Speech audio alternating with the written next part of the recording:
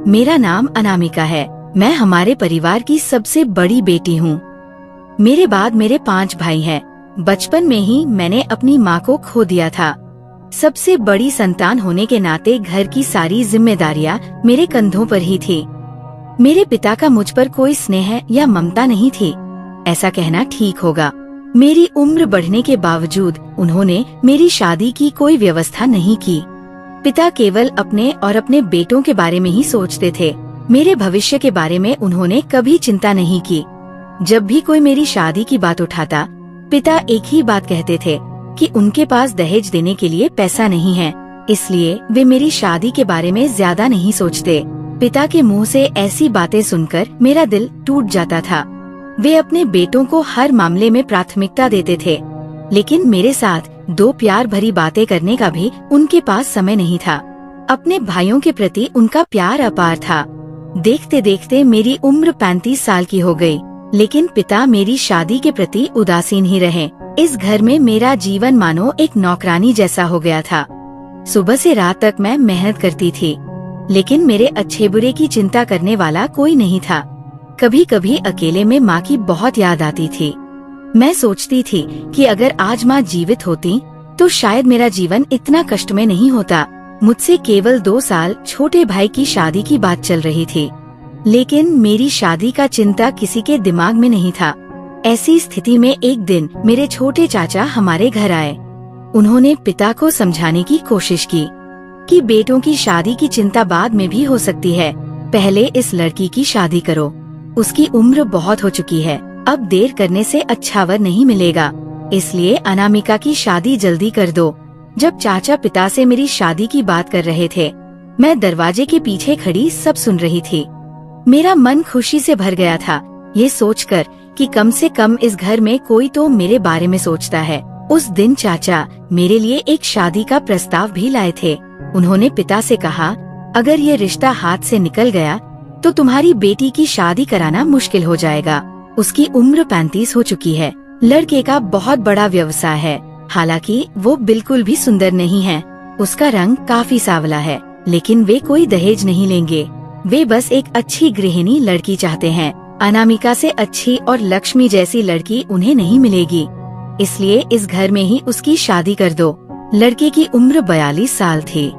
शायद अपने रूप की वजह से ही उसे अब तक अच्छी लड़की नहीं मिली थी।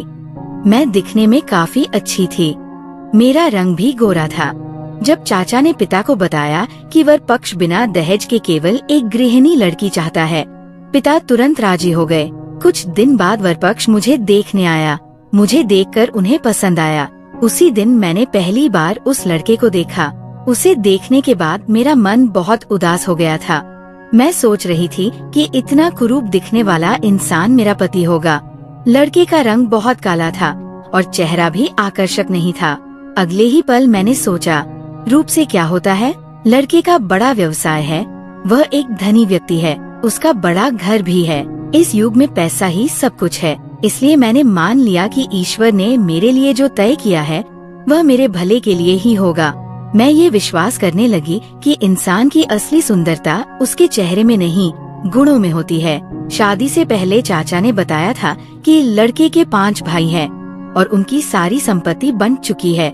सभी अलग अलग घरों में रहते हैं। मेरे होने वाले पति के घर में केवल वह और उसके माता पिता यानी कुल 3 लोग रहते हैं। मैंने सोचा, अच्छा है, शादी के बाद कम से कम मुझे एक छोटा परिवार मिलेगा, मुझे ज्यादा मेहनत नहीं करनी पड़ेगी। इसके बाद शादी हुई और मैं ससुराल चली आई। ससुराल देखकर मैं अभिभूत हो गई थी। बहुत बड़ा घर था। शादी के बाद कुछ समय तक मेरे जेठ और उनके बच्चे भी इसी घर में थे। कई दिन बीत जाने के बाद भी वे अपने घर नहीं लौट रहे थे। वे मेरे पति के घर में ही रह रहे थे। पहले मैंने सोचा कि शायद शादी के आयोजन के लिए वे यहाँ आए, लेकिन बाद में मुझे पता चला कि इस घर में वास्तव में सभी एक साथ रहते हैं, कोई अलग नहीं रहता। शादी से पहले मेरे पिता या भाइयों ने इन बातों की अच्छे से जांच पड़ताल नहीं की थी। उन्होंने केवल औपचारिकताएं पूरी करके मुझे किसी तरह घर से विदा कर दिया था। मेरे पति जैसे भी थे, वे मुझसे बहुत प्यार करते थे। शादी के पहले कुछ महीने सब कुछ अच्छा चल रहा था।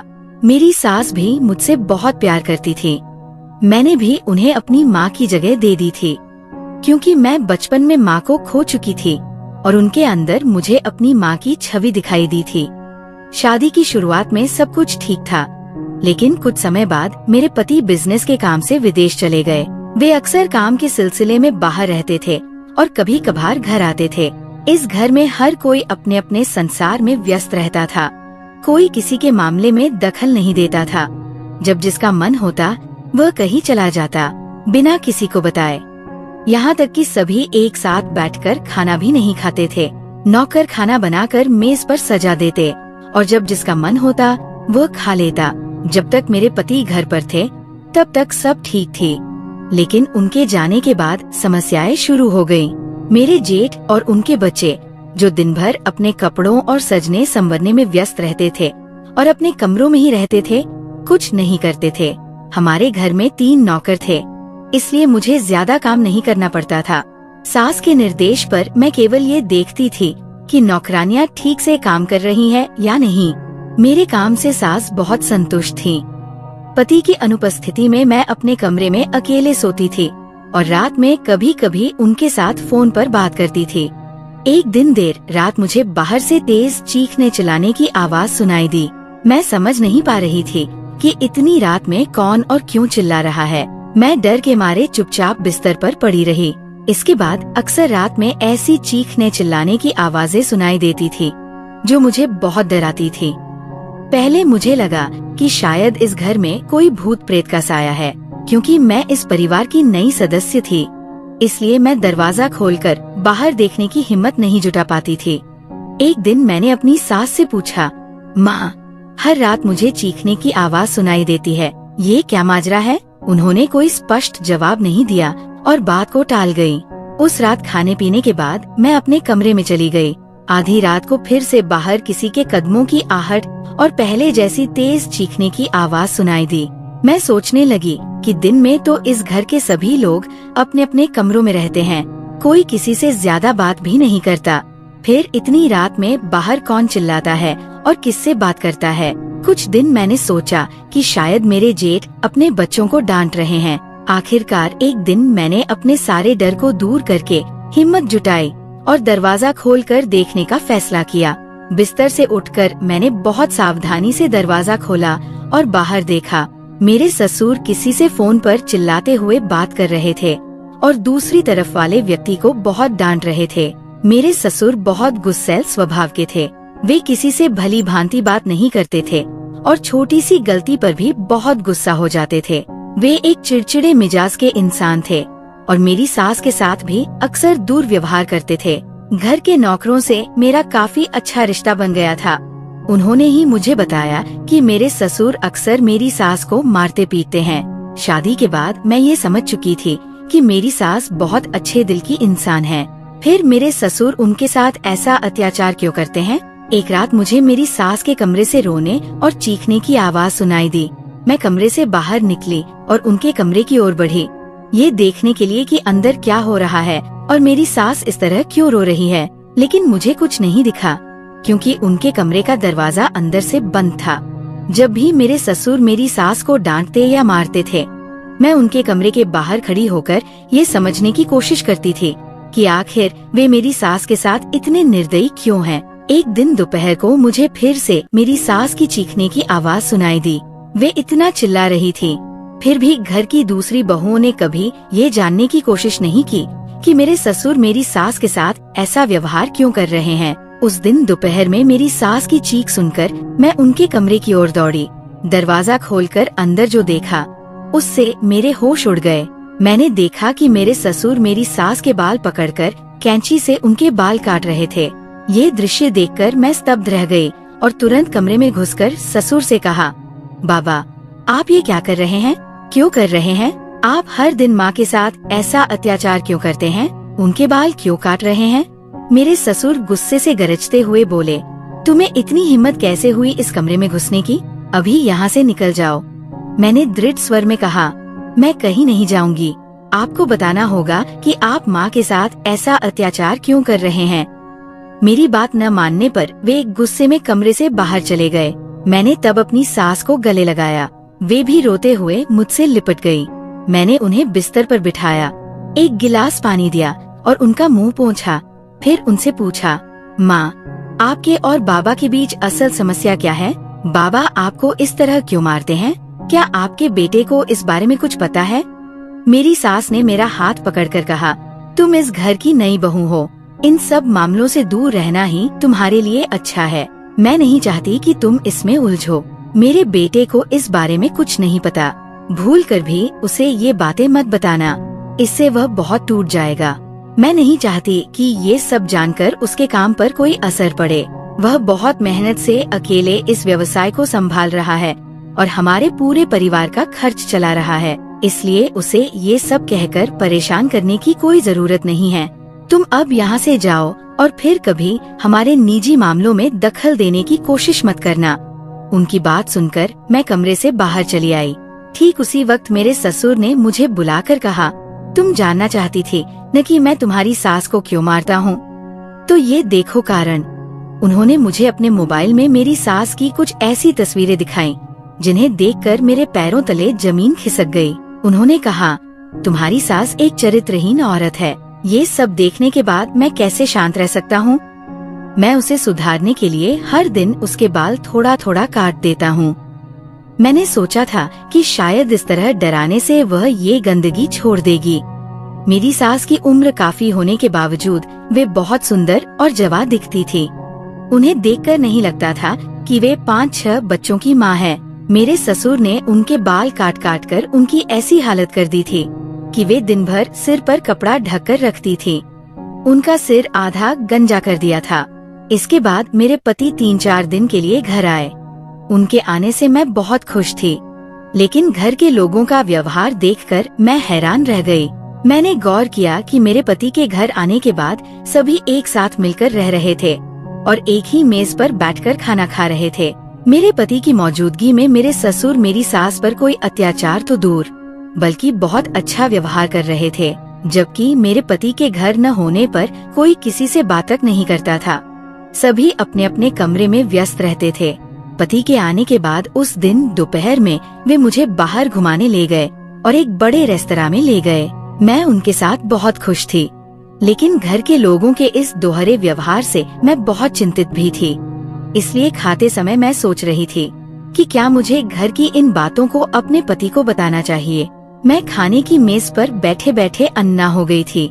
तभी मेरे पति ने मुझसे पूछा, क्या सोच रही हो? मैं ठीक से समझ नहीं पा रही थी कि उन्हें ये सब बातें बताना ठीक होगा या नहीं। पहले तो मुझे लगा कि हम एक साथ अच्छा समय बिताने आए हैं, अगर ये बातें बताऊंगी तो शायद उनका मूड खराब हो जाएगा। लेकिन फिर मैंने सोचा कि इस घर के लोग मेरे पति के जितने अपने हैं उतने ही मेरे भी, इसलिए उन्हें पूरी बात न बताना भी ठीक नहीं होगा।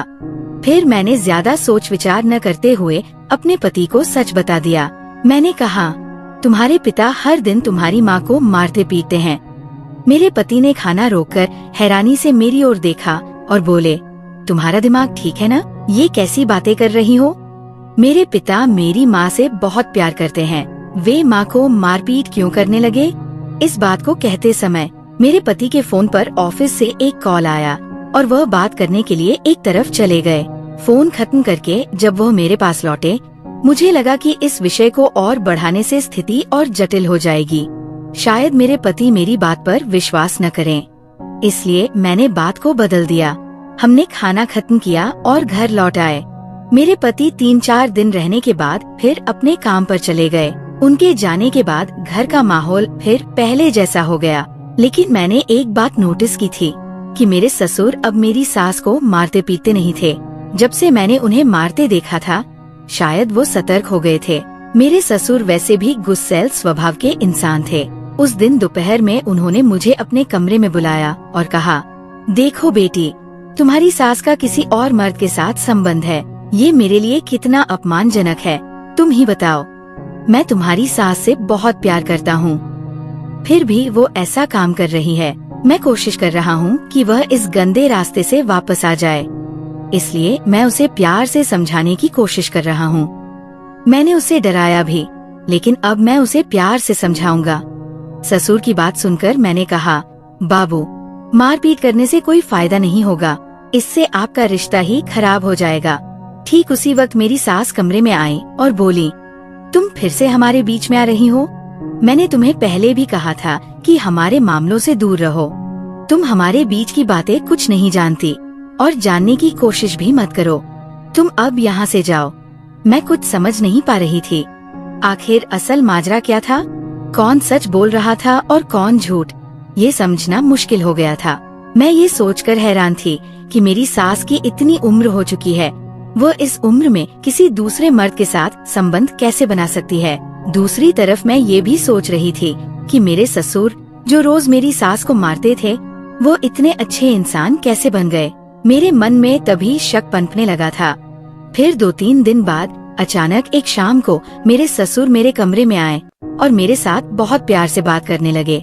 उन्होंने कहा, तुम्हारे लिए चाय लाया हूँ, मैंने अपने हाथ से बनाई है। आज मेरे हाथ की चाय पीकर देखो, तुम भी तारीफ करोगी। मुझे बहुत अजीब लग रहा था कि जो इंसान इतना गुस्सैल है, वो आज इतने प्यार से मेरे लिए चाय क्यों लाया है। मैंने उनसे कहा, चाय का कप मुझे दे दीजिए, मैं बाद में पी लूंगी, अभी मुझे चाय पीने का मन नहीं है। ससुर ने तब जोर देकर कहा, नहीं, तुम अभी चाय पी लो और बताओ कैसी बनी है। मैंने तब कहा, चाय मैं जरूर पीऊंगी और पीने से पहले ही तारीफ कर रही हूँ। चाय तो अच्छी ही होगी। कोई बेटी अपने पिता की दी हुई चीज की बुराई कर सकती है? आप भी तो मेरे पिता जैसे ही हैं। इतने प्यार से चाय लाए हैं तो वो अच्छी ही होगी। मैं थोड़ी देर बाद जरूर पी लूंगी। मेरी ये बात सुनकर ससुर कमरे से चले गए। उनके जाने के बाद मैंने चाय को बाथरूम में जाकर फेंक दिया, क्योंकि कुछ देर पहले ही मैंने कुछ और खाया था और चाय पीने से मुझे गैस की समस्या होती थी। उस रात खाना खाने के बाद मैं अपने पति से फोन पर चैट कर रही थी। तभी मुझे लगा कि खिड़की के पास से कोई चुपके से निकला। खिड़की के पास से कोई गुजरता था तो उसकी परछाई मेरे कमरे में पड़ती थी। इससे मुझे शक हुआ कि इतनी रात को बाहर कौन हो सकता है। मैंने हिम्मत जुटाकर धीरे से दरवाजा खोला।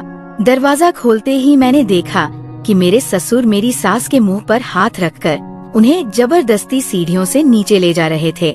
ये दृश्य देखकर मैं बहुत डर गई।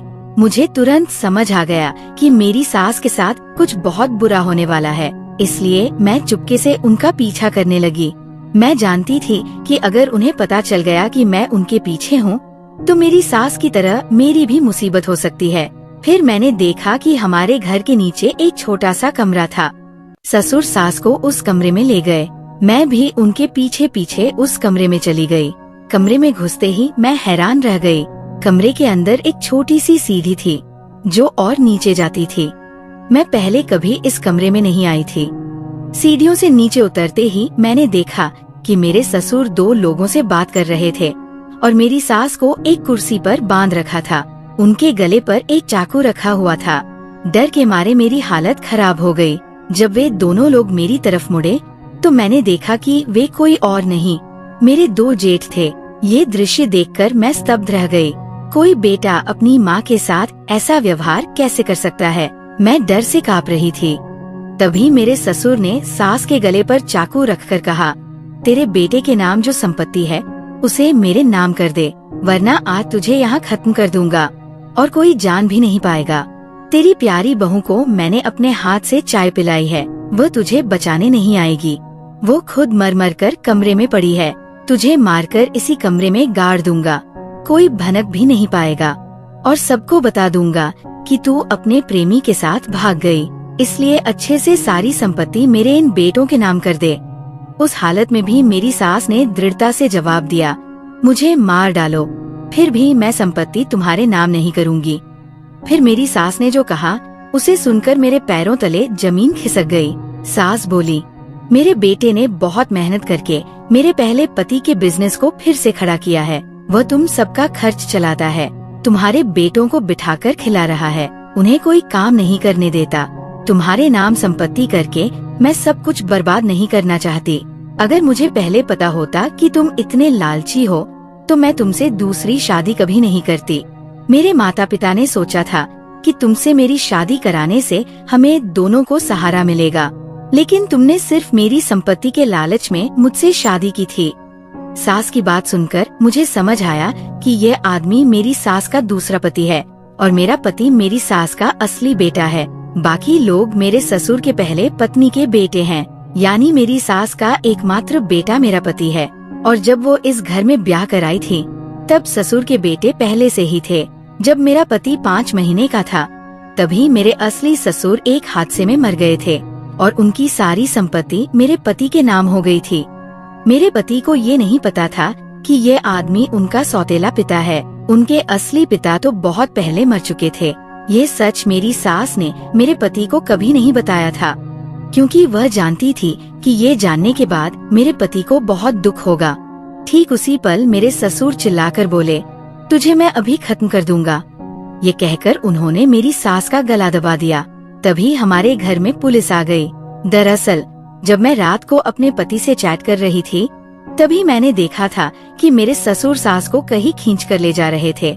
मैंने तुरंत चैट करके अपने पति को बता दिया था कि यहाँ माँ के साथ कुछ बहुत बुरा होने वाला है। तुम्हारे पिता माँ के साथ मारपीट करते हैं। तब मेरे पति ने कहा था, अगर ऐसा कुछ है तो मैं अभी अपने एक दोस्त को भेज रहा हूँ। वह हमारे मोहल्ले में ही रहता है और एक पुलिस ऑफिसर है। मेरे पति ने ये भी कहा था, अगर तुम्हारी बात झूठ निकली तो मैं तुम्हें घर से निकाल दूंगा। मैंने अपने पति से कहा था, अगर मेरी बात झूठ निकली तो तुम जो सजा दोगे मैं मान लूंगी। पुलिस ने आकर मेरे ससुर और दोनों जेठों को गिरफ्तार कर लिया। तब मेरी सास ने मुझे गले लगाकर रोना शुरू कर दिया और बोली, मैं नहीं चाहती थी कि तुम लोग ये सब जानो, क्योंकि ये जानने से तुम्हें भी दुख होता, इसलिए मैंने तुमसे भी ये बात छिपाई थी। आज अगर तुम न होती तो ये मुझे मार ही डालते।